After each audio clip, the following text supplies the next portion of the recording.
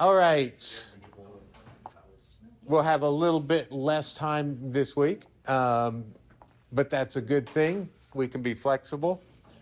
So we're talking about this idea of the history of God, which really is the history of human ideas about God. And what I did last week was we looked at these points, and basically this is a history of the understanding of God through Judaism, right? And so we started with that we started with the idea that in the ancient world, all the pagan ideas about God were that the gods were numerous and they were very creaturely. In other words, they were associated with mountains or land features, or associated with human activities. There's a god of war, there's a god of love, there's a god of this, god of that. So that was the universal conception of God in the ancient world.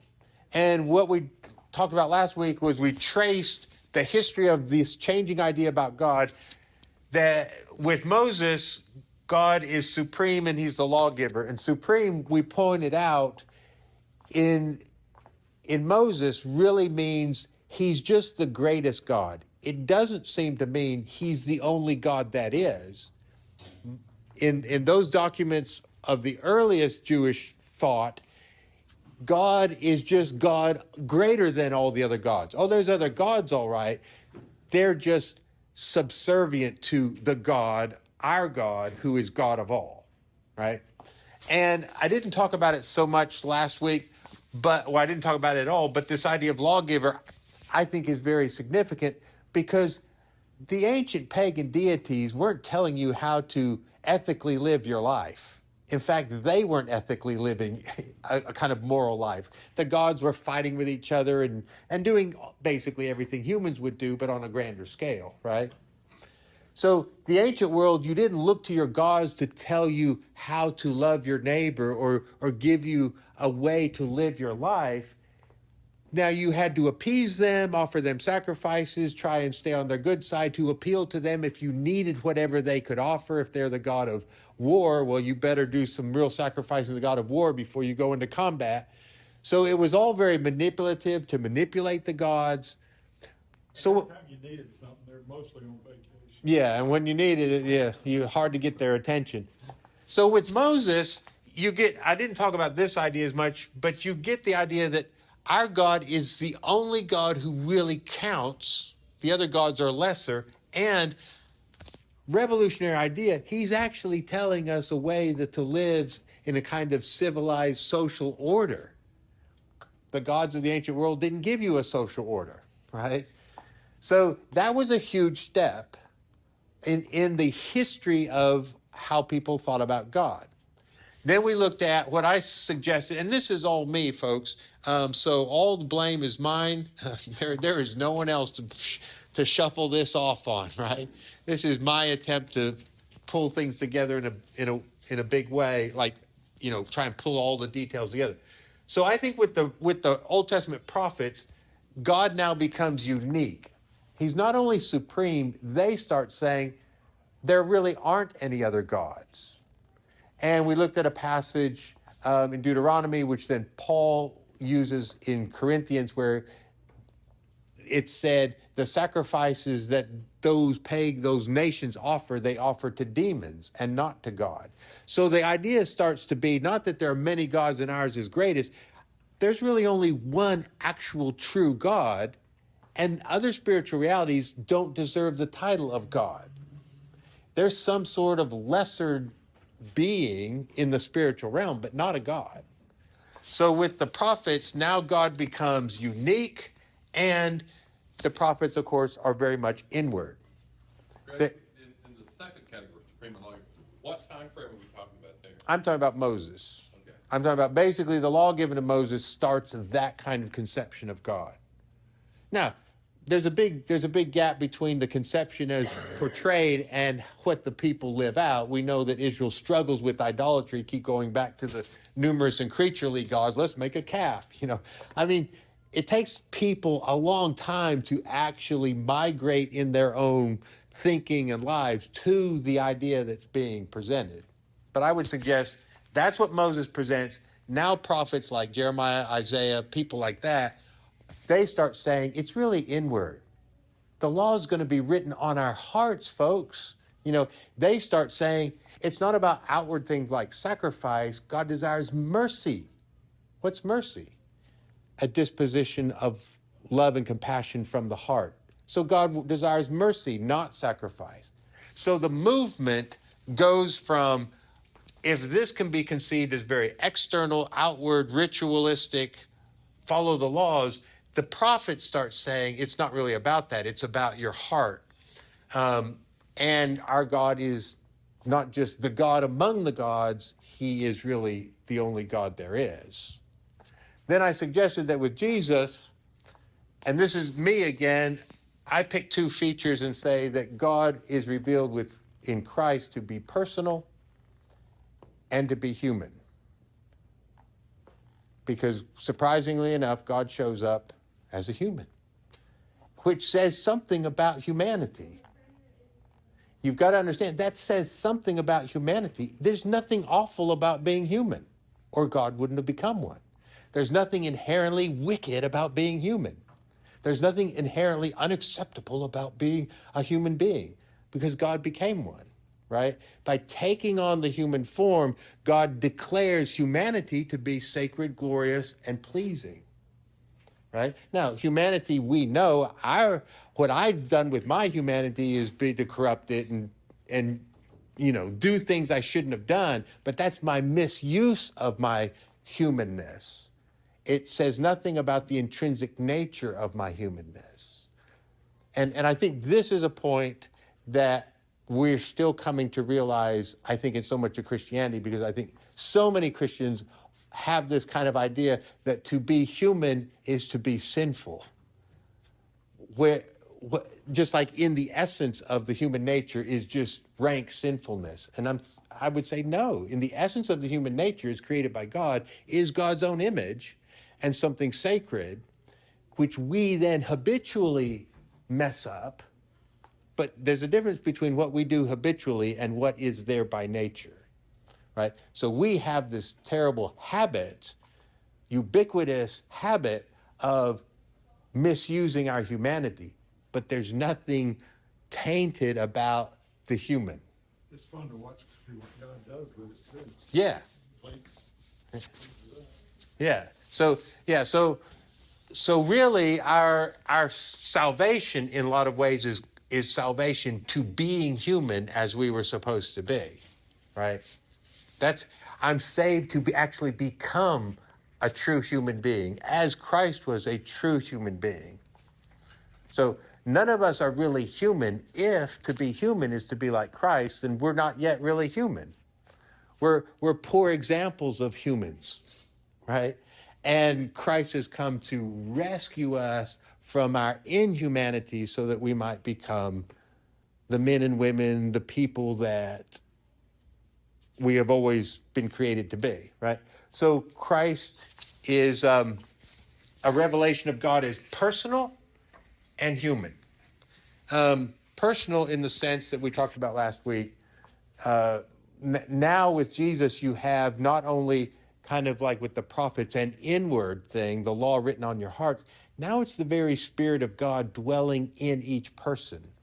That's a progression further than the law written on your hearts that Jeremiah will talk about becomes in Jesus the very God, God's self abiding with you. And that's a step further than like even Jeremiah was saying. So I would say in a sense, it's a historical development. God, the history of God is taking a new step into the personal and into the human. So what I wanted to do today, that's a quick review of last week, is I wanted to start to talk about the history of God.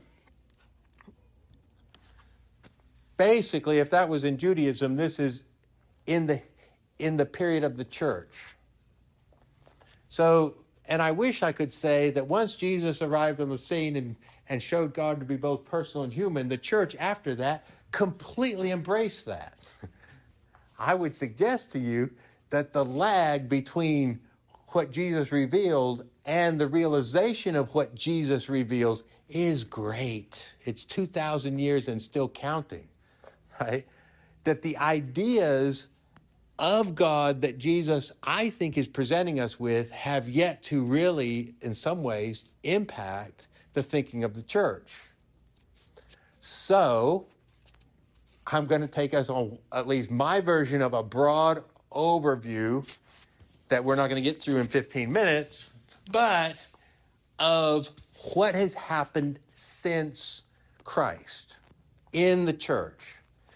And these are not going to be sequential, like first there was this and then something else. I think this first idea that the ideal of Greek philosophy informed the thinking about God is what started initially and is still going on. It's still present. It hasn't been superseded, although I think we're at a time where it's starting to fail the Greek ideal. So let me explain what I think, and this is going to be, there's people way better equipped to explain this than me, but I'm going to take my stab because here I am, right? So here's what happens. The Greeks, and we're only talking Western. I'm not going to talk about developments of God because I don't even know anything about developments of God in the East, like in India, in Hinduism. I think you'll find similar developments. But the Greek philosophers, for hundreds of years before Christ, had basically already abandoned the idea that the gods were literally living on Mount Olympus. And they had abandoned the ideas that the Greek gods were literally true. The philosophers had left those concepts. They knew those gods, as had come down to them in their mythology, were not real. So you've got someone like Plato who argues for virtue. And he explores, along with Socrates and Plato's disciple, Aristotle, they explore what are the virtues? How should a person live? What does it mean to be courageous? What does it mean to be, the things they identified as virtues? They're 300 years before Christ, talking in ways that reflect the development of Judaism when God became a lawgiver and the concern became ethics and behavior and how you treated your neighbor, and not some sort of, we just got to keep the gods happy. That's happening in Greek philosophy. And really what Plato talks about in terms of God is he calls God the greatest good. Sunum bonum is his term for the greatest good. And so philosophically he's saying, who is God? God is the greatest good. What does it mean to strive for the greatest good? Now, because Plato had talked about these ideas, when Christianity comes along, they find a lot of commonality with Plato's thought. So by the time of the early church, there's a movement of Neoplatonic thought, and the Christians embrace it. Why do they embrace it? Because it's a good vehicle to communicate to people what they're saying. They have no quibble with Plato saying, God is the greatest good. And so they start to say, that's what we're talking about. We're talking about God as light, God as goodness, God, and it dovetails with so much of what Plato was talking about, that they describe Christianity in those terms.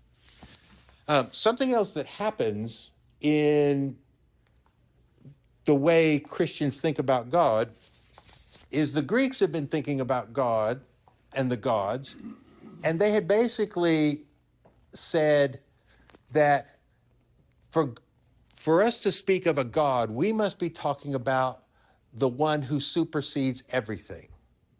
Otherwise, if there's something beyond, then it's not God. God has to be like the greatest, beyond whom there is nothing. He is the supreme. The Greeks had already kind of worked that out philosophically. So they started saying, well, God must be the one. If he's greatest, he must know everything. So the idea of an omniscient God does not originate with Christianity. The Greeks had already said, if God's to be God, surely he can't be ignorant, right? So he must know everything. And for God to be God, surely he can't be weak, so he must be omnipotent. So they had already identified the kinds of things that we think about and that you may have learned early on about a Christian idea of God, that he's omniscient, he's omnipotent, he's omnipresent, those mainly three omnis that I remember hearing about. They're rooted in Greek philosophical thought about who God is. That doesn't mean they're wrong. It just means we need to understand where they came from. It's Christians saying these ideas are very helpful about God, right? So the Greeks had already said God must be the superlative, the one beyond whom there is no other. Therefore, he knows all things. He has all power. His presence, is ubiquitous. There is nowhere where he is not. He must be the greatest possible concept, must be what God is. The greatest we can think is who God is. And anything less than that isn't worthy of the title. So Christianity adopts that. Now, here's where we could do something a little interactive, right? I know, up to this point it's not. So there's some real clear truth to that, but what's deficient about fundamentally describing God as the greatest possible being that you can think of, all powerful, all knowing? Do you see any problems with that? It doesn't say that he created us. Okay, and you could say, and it must necessitate that he created us. It doesn't necessarily say that. Yeah. What else? Distant, inaccessible. Yeah, you could end up with a God who's very inaccessible, because omnipresent, omnipotent, omniscient, which are the three I learned. Where's the personal? You could hold to those and have a God who's not personal. If we're saying with Jesus, there comes this intimacy of person. Well, the Greeks in their thinking about God did not have an idea of intimacy and personalism. Like he knows you, he abides with you. You can have an idea of omnipresence without necessarily knowing about you. He just fills the earth. He fills the universe. Doesn't say he cares. Yeah, it doesn't say he can. Yeah, because what else is missing in the three omnis we learned? Anything about love. Right? Now, today you'll find people, which is a good step forward, have said he's not only omniscient, omnipotent, omnipresent, he's omnibenevolent. Well, good. Finally, we got love into the picture, right? I've heard that in the last, decade. Omnibenevolent. Well, that's 2,000 years, but we decided to move love into the equation of the essential nature of God, right? So the Greeks did not have love as crucial to the nature of God. And when Christians kind of adopted a lot of the Greek framework for talking about God, it lacked that dimension, and we didn't do a good job of moving that dimension in. So we didn't talk about an omnibenevolent, an all-loving God. And we certainly wouldn't have said that must supersede his power and his knowledge. I mean, whatever God knows must be in terms of his love. And whatever power he has must be in terms of his love. Like, he is love. And everything else somehow is, whatever else we say about God must be seen as constituent to his love, not in addition. I'm using analysis. I don't need to. Hey, Dave, I can hear you. Sorry, that's okay. Just mute. Okay, do you see kind of a problem developing there? We didn't put love in the forefront because the Greeks didn't. And we tended to talk about God in an abstract way, theoretical way, right? He's infinite. But none of us know what infinite is. That's a word we use to talk about something we cannot conceive of. Who can conceive of infinity? Well, you can't. but we can choose a term and say God is infinite, but that's kind of not real meaningful,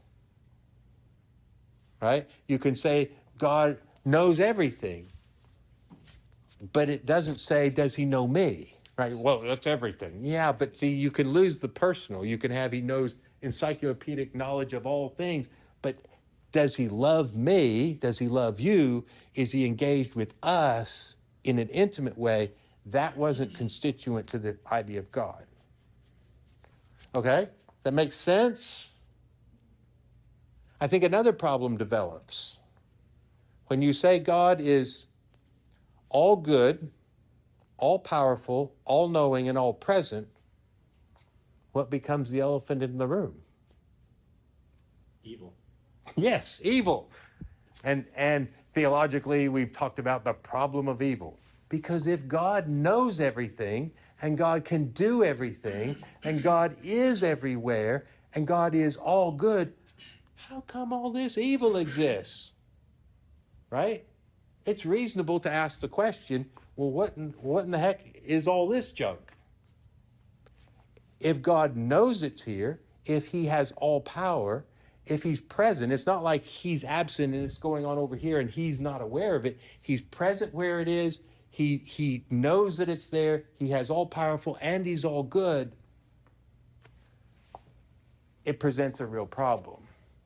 And I would say most people that you run into today who have problems believing in God often trip up right here over the allegation that God is all these things, and yet they look and say, and why do children have leukemia, and why is there genocide, and why is there rape, and why is there murder, and why is there where's this all-powerful, all-knowing, all-present, all-good God? Are you gonna clean this up before you leave today? 5 minutes. Okay. Well, I think the problem is we've stuck with a Greek ideal about who God is. We've started with people on the front end explaining God in Greek terms, and then ended up with a problem that we can't answer.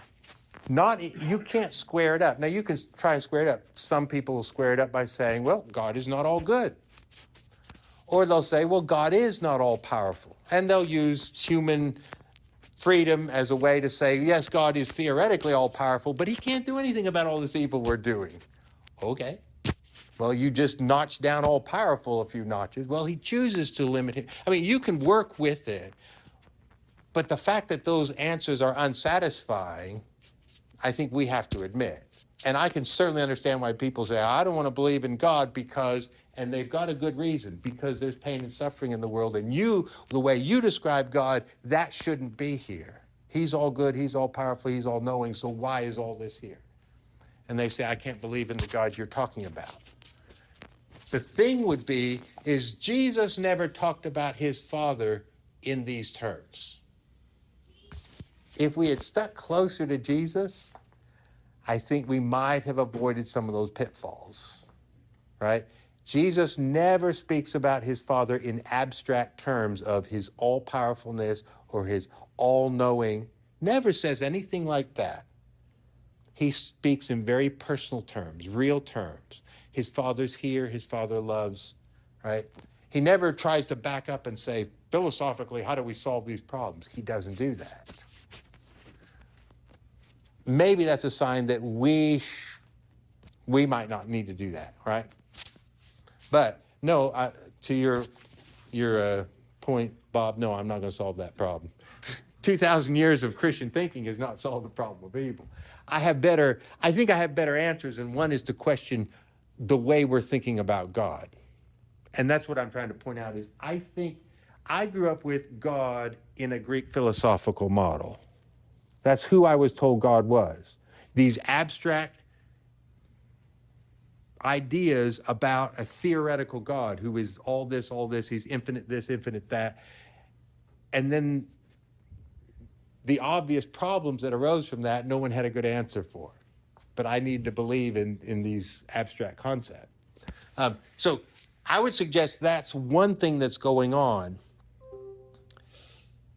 we'll take a second one real quick, and then we'll stop for today. So this, Greg, before you yeah, go ahead. the first one, you know, in addition to all the things that you mentioned about evil around us, when you read the Old Testament, it almost paints a picture of God supporting all those things as he works through Israel.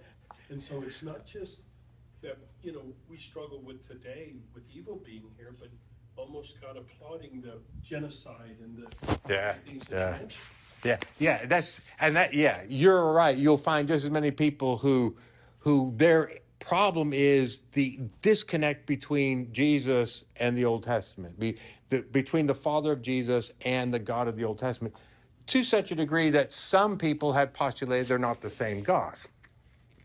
You know, and an early person who did that was Marcion, who said, the God of the Old Testament is not the true and living God. Jesus came to reveal to us a different God. You know, that was a lesser God, and he was full of all that kind of stuff, but then Jesus came to show us the true Father. And so the way he solved the problem was he said they're just not the same God, because it's an obvious problem. Yeah, you're right. That's another problem, right? Okay, so I'm going to pick up a second one real quick, and then we'll stop for today. So, but this has not replaced that. This, I think, is ongoing till today. It's still the dominant way Christians think about God is through a Greek framework. But I'm thinking there are some ideas about how we ought to change that. The other feature that started and continued for, 1,500 years up until the Reformation was Christians saw themselves as experiencing a salvation mediated through the church. You were a part of the church, you received its sacraments, you stayed in its good graces, and you would be saved. Sometimes you can buy them. Yeah, and which is why there was such power in excommunication, because the threat of excommunication consigns you to hell. And the analogy used by the church, and this is the church all the way up through the medieval period, the analogy was it's like the ark. And the only souls saved are the ones in the ark. And the church is your ark. And you must be in the church to be saved. So you've got to do what the church hierarchy says. You have to hold to its rituals. You have to receive its sacraments, and you will be fine. But if you get outside or you get kicked outside, you're lost, right? Now, I do want to say that you will find throughout history exceptions to this viewpoint. And we call them the mystics, who always knew there was something else going on. Somehow they were not a party to this. You've got to be part of the church and follow its rules and receive its sacraments and do these things. Somehow they were experiencing more what Jesus was talking about, a personal relationship. And so you'll find, and I think Francis of Assisi would be a good Catholic example. The dude, walked to a different beat and colored outside the lines and had a personal relationship with God.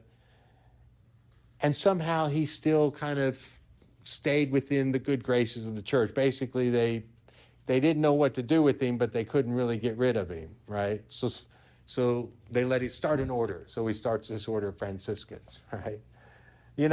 So you'll find exceptions. But I'm saying, and so I have to speak very, very generally, but generally you had that view. And that view continues in churches predating a kind of Reformation sentiment. Nobody expects a Spanish Inquisition. No, nobody expects that. So what we'll pick up on next time is what does happen is with the Reformation. That's what Martin Luther and others start talking about, is it's not all mediated through the church. It is by grace through faith. You yourself, not because you take the sacraments, not because the priest blesses you, you yourself, by grace through faith, have a relationship with God through Christ. Now, they're not disparaging the church. The church has its place. They're not saying, so the church is irrelevant. But they are saying there's a difference in how we relate to God, right? So the medieval God is a God who's still distant. And between that distant God and you lies the church, the mother church, with whom you can have a relationship and who will then get you to God, right? What happens, the genius, I think, of the Protestant Reformation is the realization that as much as the church is a part of the Christian reality and it is the body of Christ, it is not the mediator between us and God, right? That God comes to know you and you, by your personal faith, establish this relationship with God. Okay, that's where we'll stop for today.